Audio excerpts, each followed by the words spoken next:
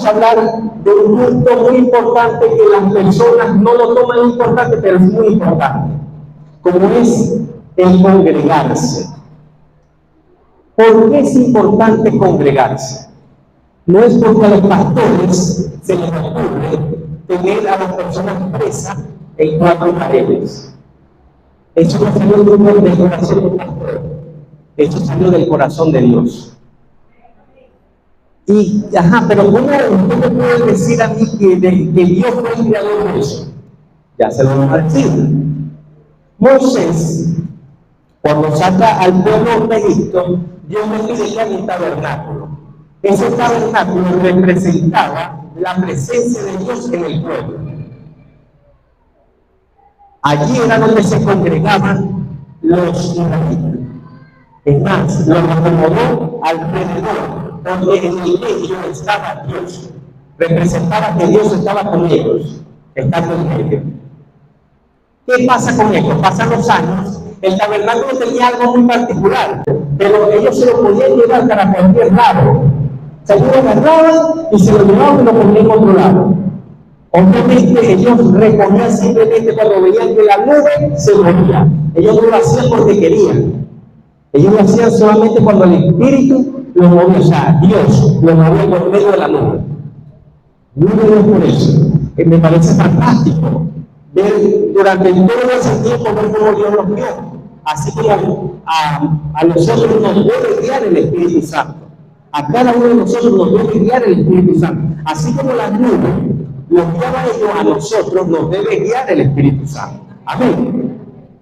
Pasan los años y llega un personaje muy famoso en la Biblia que se llama el rey David. Él dispone en su corazón, cualquiera puede decir que fue que a él se le ocurrió. Hermano, la palabra nos dice que Dios puede ir cómo el hacer. Eso es lo que nos enseña la Biblia. Nosotros muchas veces hacemos cosas que creemos que nosotros las hacemos porque queremos hacerlas. Es Dios.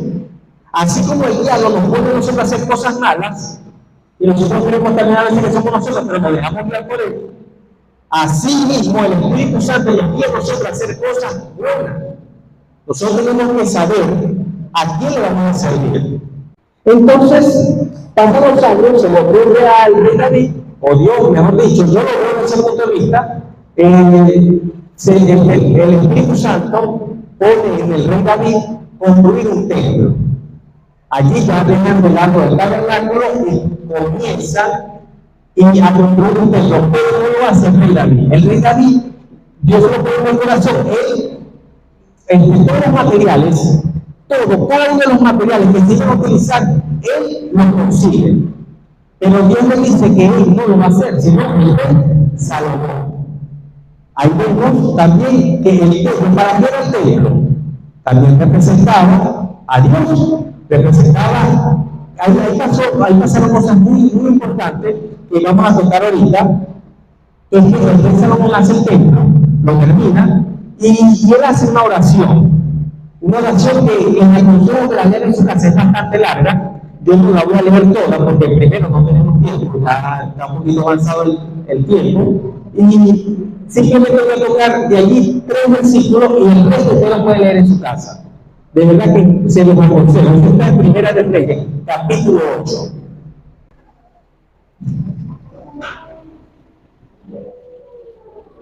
Primera de Reyes, capítulo 8.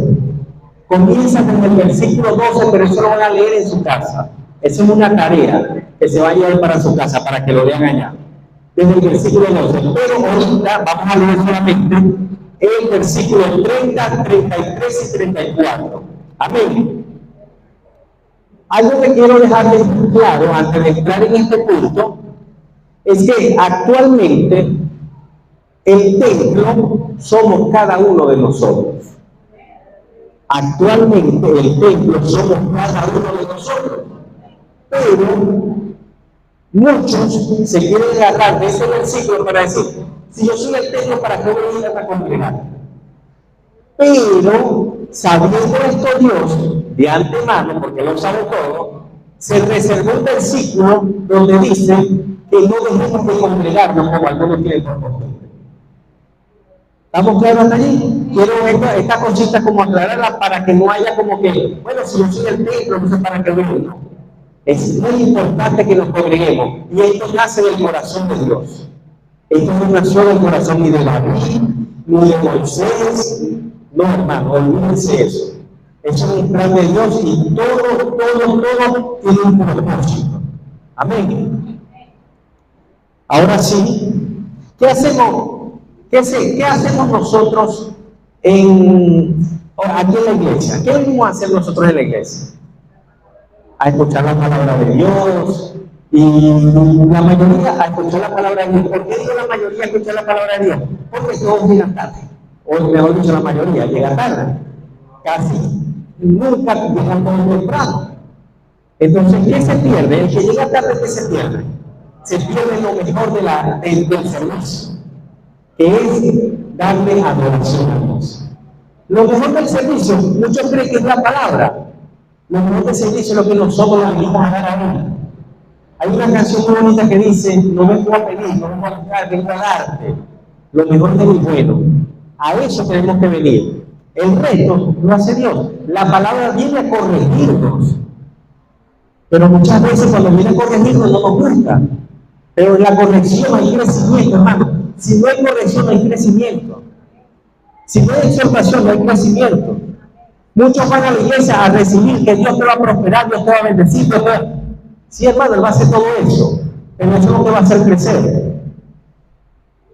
Eso no te hace crecer espiritualmente. Si eso fuera así, el pueblo de Israel sería el pueblo más obediente del mundo. Porque nadie de este planeta Tierra ha visto más señales que ellos. Ninguno de nosotros ha visto más señales que ellos. Ustedes saben que todos los días ver la nube moverse, eso es un milagro. En la noche ver la columna de fuego, eso es un milagro. Que todos los días caiga el maná, eso es un milagro. ¿Quién de nosotros ve eso todos los días? Ninguno. Pero eso no nos hizo crecer espiritualmente. Entonces, ¿qué nos hace crecer espiritualmente? El reconocer, el aceptar la corrección que nos hace que trae la palabra. Porque muchos creen, yo he escuchado a muchos, a mí me ha pasado, a veces se lo dicen a las esposas: tú tienes que hablaste con el pastor, porque lo que dijo me la estaba tirando a mí, y yo, pero ni siquiera, ni pendiente. Y yo sé que a todas, la pastora le va a pasar, a pastora, a todos nos pasa eso. Y no es así. Es Dios que te está corrigiendo, pero no quiere aceptar la corrección. Ahora sí, vamos a entrar a Primera de Reyes, capítulo 8, versículo 30. Vamos a leer ese primero. Dice: oye pues la oración de tu siervo. Aquí está hablando Salomón, aquí dedicándole el templo a Dios. La oración de tu siervo y de tu pueblo Israel, cuando oren en este lugar. También tú lo oirás en el lugar de tu morada, en los cielos, escucharás y perdonarás. Salomón lo estaba diciendo a Dios aquí, algo muy interesante, que en ese lugar que él había construido, que él estaba consagrando a Dios, estuviera constantemente un portal abierto. Ustedes dirán, ¿cómo así? Él simple, mira lo que está diciendo, que tanto la oración que él le pida y del pueblo que el pueblo le pida en ese lugar, que actualmente es este lugar donde estamos nosotros ahorita, que la oración que hagamos sea escuchada. ¿Dónde? ¿Dónde va a ser escuchada? En el lugar de su morada, de la morada de Dios. Entonces, eso es un portal que se abre. Ustedes aquí en este momento tienen el privilegio de tener un portal abierto al cielo. Ustedes, miren, el que vino para acá con un corazón dispuesto, o sea, presto a recibir, va a recibir sanidad, va a recibir sanidad. Vale, lo que usted venga a buscar, usted lo recibe, pero tiene que tener simplemente. Nosotros logramos alcanzar lo que Dios tiene para nosotros por medio de la fe. Si lo creemos, lo podemos alcanzar. Si no lo creemos, hermano, yo siempre pongo un ejemplo. Existen los aviones porque a alguien se le ocurrió que eso podía volar. O sea, alguien se imaginó que eso podía ser y actualmente lo vemos. Tenemos el orgullo porque a alguien se le ocurrió, se lo pudo imaginar. Sabemos, y acabo de decir hace unos minutos atrás, que todo eso lo siembra Dios en el corazón de nosotros. Ahorita me dijo, no fue que se le ocurrió, no fue que se le ocurrió. Fue que Dios lo puso en el corazón de esa persona. Y esa persona lo pudo hacer por eso.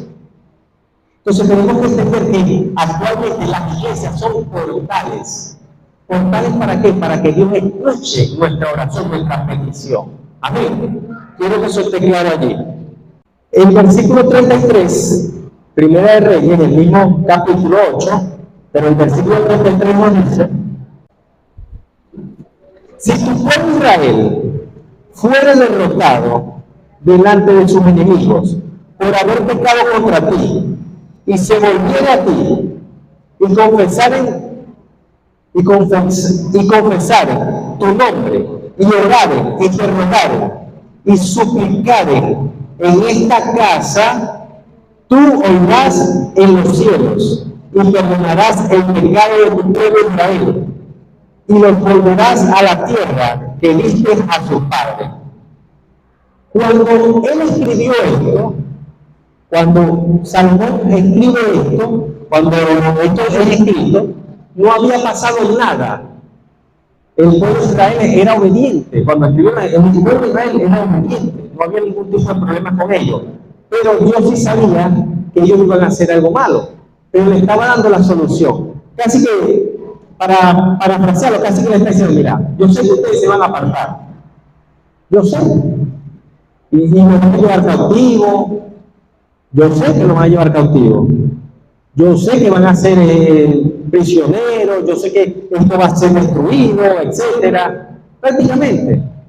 Pero si ustedes se vuelven a mí, pero si ustedes se arrepienten, pero si ustedes confiesan, pero no en cualquier lado, en mi casa, en la casa de él.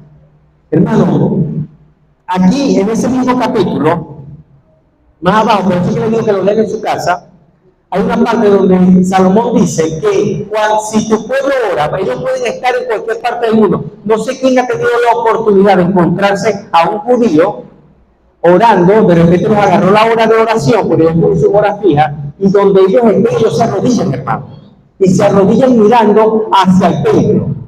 No sé cómo hacen, porque yo no tengo vista, yo no sé para dónde queda, pero ellos sí saben. Dice, por decir, queda para allá el templo, Jerusalén queda para allá. Ellos se arrodillan mirando para allá y levantan sus manos. Y vean. Y uno dice, esta gente, ¿será que está loca o qué? ¿Qué es esto? No. Ellos creen en lo que Salomón dice aquí, en este capítulo. Por eso les digo que lo lean en su casa.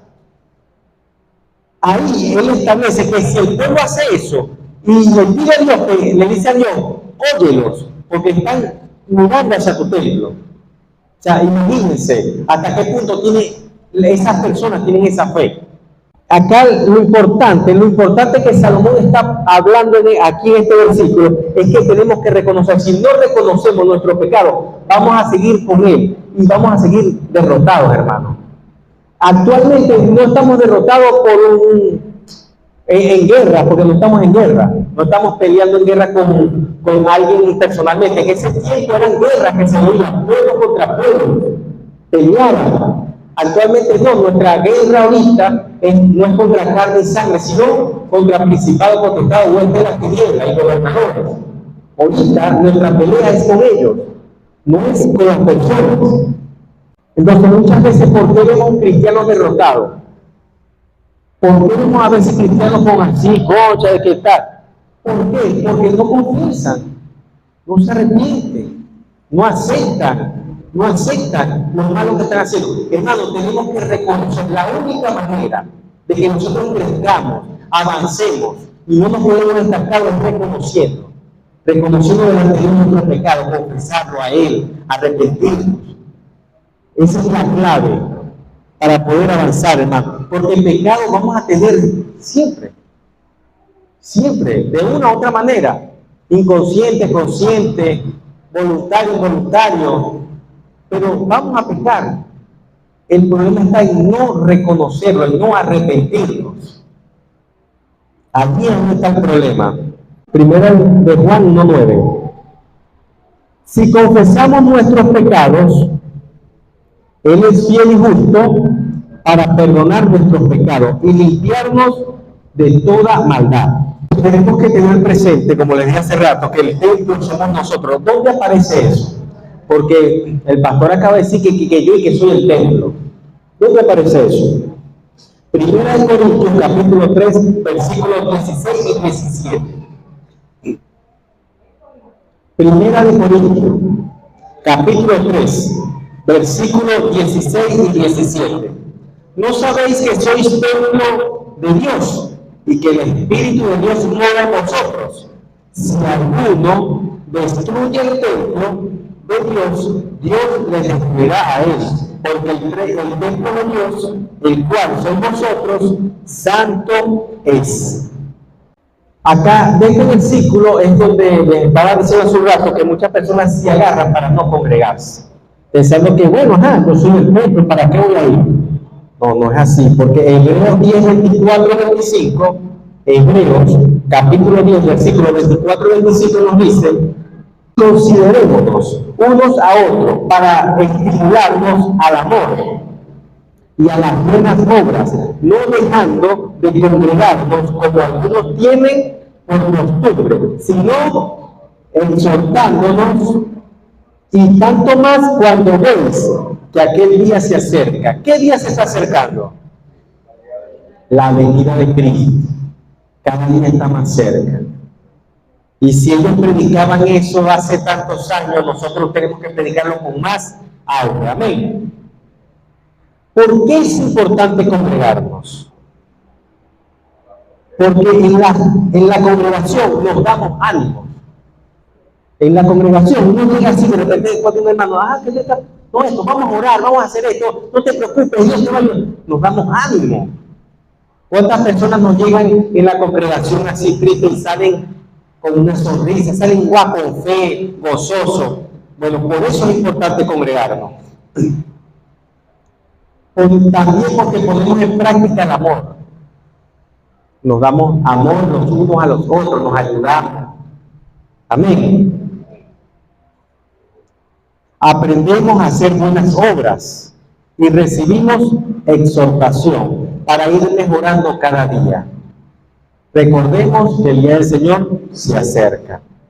También en la congregación escuchamos la palabra de Dios y dice su palabra que la fe entra por el oír. ¿Y el oír qué? La palabra de Dios. Eso está en Romanos 10:17. En la congregación nos santificamos. Aquí ustedes en este momento, desde que llegaron a este lugar, ustedes están siendo santificados. Porque santificarse es apartarse. Y ustedes ahorita en este momento están apartados. ¿Por qué están apartados? Porque decidieron venir a escuchar la palabra de Dios. Decidieron apartarse para dedicarle un tiempo al que se lo merece, al Rey de Reyes y Señor de Señores. Juan 17:17 dice: santifícalos en tu verdad, tu palabra es verdad. Y 1 Timoteo 4:5 dice: porque por la palabra de Dios y por la oración es santificado. O sea, nosotros somos santificados por medio de la oración y la palabra de Dios. En la congregación pasamos a ser parte de una familia de fe. Por eso es importante que nos congreguemos. ¿Por qué? Porque pasamos a ser familia. Yo anteriormente veía mucha gente de acá. Algunos pasaban por un lado y yo ni creyente. Pero como ahora estamos todos juntos acá, son mi familia, son mis hermanos. ¿Cuántas veces no pasaba yo por la casa del hermano y ni pedirle porque no sabía? Pero ahora sé que son mi familia. Y yo sé que donde nos vean, hermano, ¿cómo está? Y comparto. Entonces es importante porque pasamos a ser de la familia de la fe. Así lo dice Gálatas capítulo 6, versículo 10. Dice: así que según tengamos oportunidad, hagamos bien a todos y mayormente a los de la familia de la fe. Nosotros tenemos que hacerle bien a todo el mundo, pero especialmente aquí a mis hermanos. Hay dos problemas que he podido hallar en personas que dejan de congregarse. El primero es por el pecado de ignorancia. O sea, por ignorancia dejan de congregarse. Ellos piensan que están bien. Yo estoy bien ya yo no necesito ir para la iglesia, ya yo me siento bien. Eso es ignorancia. ¿Por qué ignorancia? Porque si no sabemos, no llegamos a tener la dependencia de Dios, nunca vamos a estar bien. Aunque creamos que en la tierra estamos, aunque podamos tener los millones del mundo, aunque podamos estar bien económicamente, tener salud actualmente, pero todo eso va a pasar, porque algún día vamos a partir de acá, y ahí es donde se va a saber el ayayay, ahí es donde se va a saber lo bueno. Entonces, por ignorancia de eso, mucha gente deja de congregarse. Porque a lo mejor vinieron una oportunidad, Dios le hizo el milagro y dijeron, ya me hizo el milagro. ¿Ya qué voy a hacer yo en la iglesia? Ya estoy bien. Y no es así, hermano. Necesitamos congregarnos. Lo segundo que he podido ver es por el pecado del remordimiento. Muchos llegan a la iglesia con remordimiento, no arrepentimiento. Saben que han hecho algo malo y necesitan como que callar la conciencia, se acercan a la iglesia, se les calma un poquito la conciencia, pero luego se vuelven a apartar. Y la idea no es esa. La idea es perseverar. La palabra de Dios dice, el que venciere recibirá. El que venciere, no el que llegó, recibió un milagro y se fue. No el que hizo la oración después y después se fue tras el mundo. No. Dice el que venciere, el que persevera hasta el final, ese recibirá. Del resto no recibimos, hermano.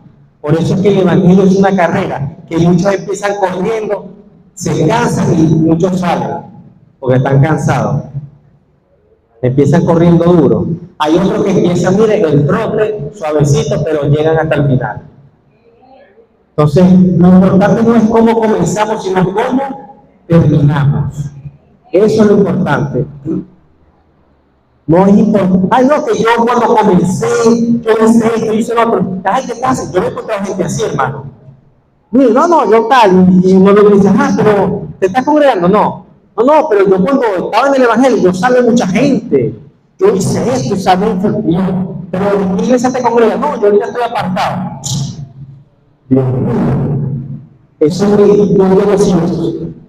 Dios mío, parece que quiero y es triste, lo digo ¿por qué? Porque como conocen de la palabra, por donde usted le habla, ellos, sí, yo sé que dice esto, y muchos hasta saben más versículos que uno. Y empiezan a hablarte de la palabra y tal, pero están apartados. Eso no sirve de nada. La palabra, si no la ponemos por obra, no sirve. El remordimiento nos hace creer, o nos hace sentir mal. El remordimiento viene, les voy a explicar, con un ejemplo bíblico. Judas, cualquiera que no tenga el conocimiento suficiente, lee la historia de Judas y piensa que Dios se repitió. Y ustedes dirán, pero, bueno, a lo mejor muchos no lo han leído, pero lean la historia. Y yo estoy seguro que muchos más creen que Judas se repitió. Si Judas se fuera arrepentido, no se fuera ahorcado. Así de sencillo. Porque el arrepentimiento te lleva a ser libre. El remordimiento te hace preso de ese problema. El remordimiento no te deja ser libre. En cambio, cuando tú te arrepientes, eso te hace libre. Eso sí te hace libre. Amén. En la iglesia necesitamos más personas arrepentidas que con remordimiento. Porque muchas personas llegan, como les digo, por remordimiento, callan el remordimiento y después que se sienten un poquito bien, se van otra vez para el mundo. Y no necesitamos gente así, necesitamos gente que se arrepienta, que de verdad quieren cambiar. ¿Por qué muchos se van también de la iglesia? Porque no quieren dejar esas cosas que no los dejan avanzar. No quieren dejar ese pecado. Por ejemplo, mucha gente no quiere cambiar. Por ejemplo, hay muchachas que tienen un novio y es mundano. y llegaron a la iglesia, se convirtieron, les gustó, y ay, qué chévere, pero cuando de repente Dios le empieza a tocar que debe dejar esa pareja, ahí es donde escuchas todo, yo me voy a andar junto otra vez. Entonces, no avanzan. Hay personas que de repente viven con hombres que no son de Dios, o sea, no están ni casados ni nada, y están viviendo con ellos. Entonces, llegan a la iglesia, empiezan a crecer, y llega un momento que se tranca. Dice, pero ¿por qué no avanzo más? ¿Por qué no avanzo más? Porque estás en fornicación, no puedes avanzar más. Lamentablemente, no puedes avanzar más. Va a llegar un momento que hasta ahí vas a llegar, hasta que no te pongas en orden, porque Dios es un Dios de orden. A Dios le gustan las cosas en orden. Entonces, sí, es verdad, pero Dios me ha usado. Sí, Dios te puede usar. Dios usó a una adúltera que tenía 5 hombres y se fue y evangelizó toda Samaria. Una mujer que tenía había tenido 5 hombres y el que tenía, o sea, 6 hombres, que no eran su marido. Y ella fue, evangelizó, Dios la usó, siendo una pecadora. Pero si ella no se puso en orden, no avanzó más de ahí, hasta se arrepintió. En ella hubo un arrepentimiento. Cuando Jesús la confrontó, se arrepintió y salió una wow, o sea, pero Dios la usó, ¿por qué? Porque hubo un arrepentimiento. Amén. Dios nos llama a nosotros a libertad, solo que no debemos usar la libertad como una excusa para el libertinaje. Eso nos lo dice Gálatas 5:13. Muchas personas hablan de libertad, No, pero es que yo soy libre de hacer lo que yo quiero. Sí, tú puedes hacer todo lo que tú quieras, pero no todo lo que tú quieres hacer te conviene hacerlo. Y es aquí donde está la diferencia. Tú quieres que te vaya bien o te vaya mal. No, pero es que yo hago lo que yo quiero, sí, pero haciendo lo que tú quieres no te va a ir bien. Haciendo lo que Dios quiere que haga, estoy seguro que te va a ir bien. El remedio, ¿cuál es el remedio para vencer el pecado? El arrepentimiento, el dejar, soltar eso que me está causando que no avance, que atrase. Arrepentimiento es, si yo voy por este lado derecho, y yo sé que eso está mal, voy a dar la vuelta y me voy para este lado. Dejo de hacer lo que estaba haciendo, no lo vuelvo a hacer. No volverlo a hacer. Eso es arrepentimiento. Lo que estaba haciendo, no volverlo a hacer. Así de sencillo. Si yo estoy arrepentido porque tenía una pareja que estaba en adulterio, etcétera, y yo lo dejé porque me arrepentí. Lo dejé. Pero si yo vuelvo con él, no era arrepentimiento, sino que era remordimiento, porque volvió otra vez. Vamos a analizar este versículo. 2 Corintios, capítulo 12, versículo 9. Porque la palabra de Dios nos dice que para vencer el pecado necesitamos la gracia de Dios. Solamente por su gracia es que podemos alcanzar el poder sobre el pecado, por medio de la gracia de Dios. 2 Corintios 12:9, vamos a leerlo por partes para que vayamos viendo allí. La primera dice, 2 Corintios 12:9 dice, y me ha dicho, bástate mi gracia. Esto lo dice Pablo en un momento difícil, y dice, me ha dicho, porque él le explica más arriba, dice, 3 veces le he pedido al Señor que me quite esto, y no me lo ha quitado, sino que me dijo, bástate mi gracia. Aquí Jesús lo que le está diciendo es, yo te soy más que suficiente, o sea, tú no necesitas que yo te quite, yo necesito que tú dependas de mí, y eso hace que tú dependas de mí. Eso es lo que le quiere decir Dios a Pablo en ese momento. Bástate mi gracia. Si yo te digo, bástate mi gracia, o sea, que yo sea suficiente, sea todo para ti. No necesitas más nada. La otra parte dice, porque mi poder se perfecciona en la debilidad. La debilidad de nosotros nos debe recordar la dependencia que nosotros debemos tener de Dios. Esta debilidad nos debe, cuando nosotros vencemos, esa debilidad muestra el poder de Dios en nuestra vida. Todos nosotros venimos con áreas en las cuales somos débiles, en las cuales hemos sido muy débiles, pero cuando hemos pasado esas áreas, nos damos cuenta que fue gracias a Dios, pero nos damos cuenta que su poder se manifestó, nos ayudó a poder pasar esa área.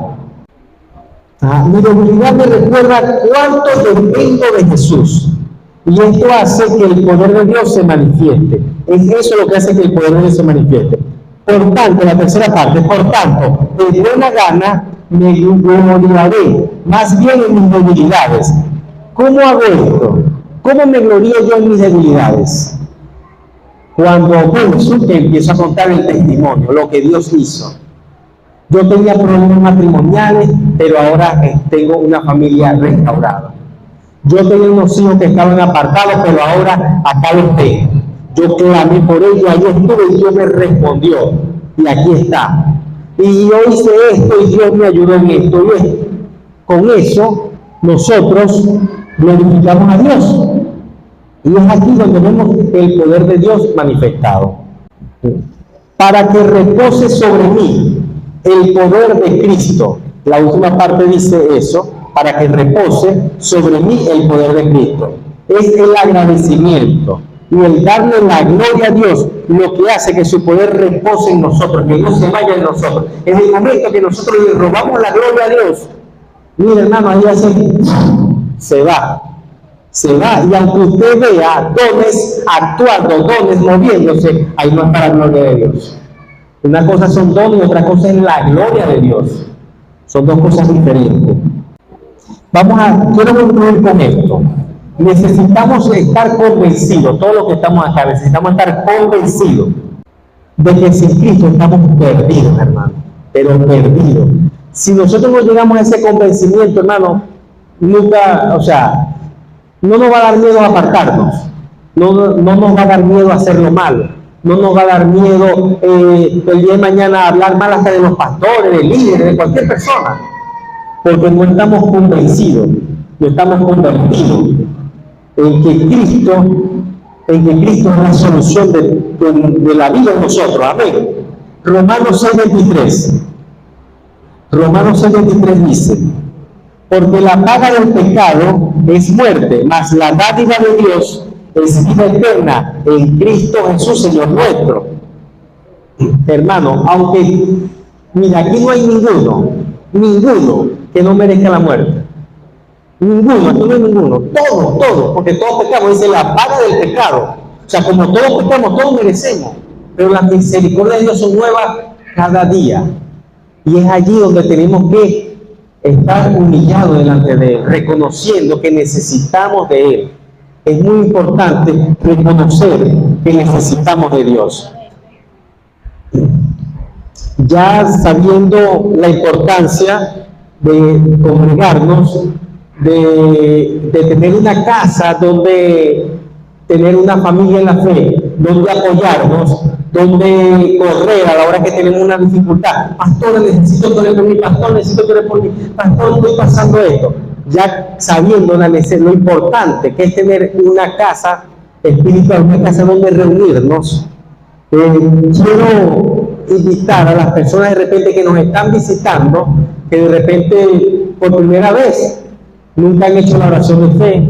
No sé cuántos no han hecho la oración de fe, pero me gustaría saber si alguna vez han hecho la oración de fe, los que nos visitan. Amén. ¿Han hecho la oración de fe? ¿Se congregan en otra iglesia?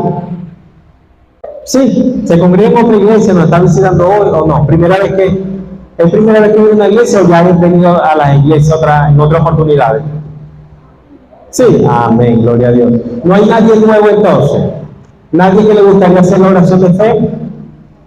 Reconciliación, alguien que estuvo apartado y quiere hoy volver a reconciliarse con Dios, decirle: Señor, sí, reconozco que bueno, me aparté, cometí ese error, pero hoy tomo la decisión de volver a ti, de volver a tus brazos, de volver a esta casa, a tu familia, a ser parte de tu cuerpo.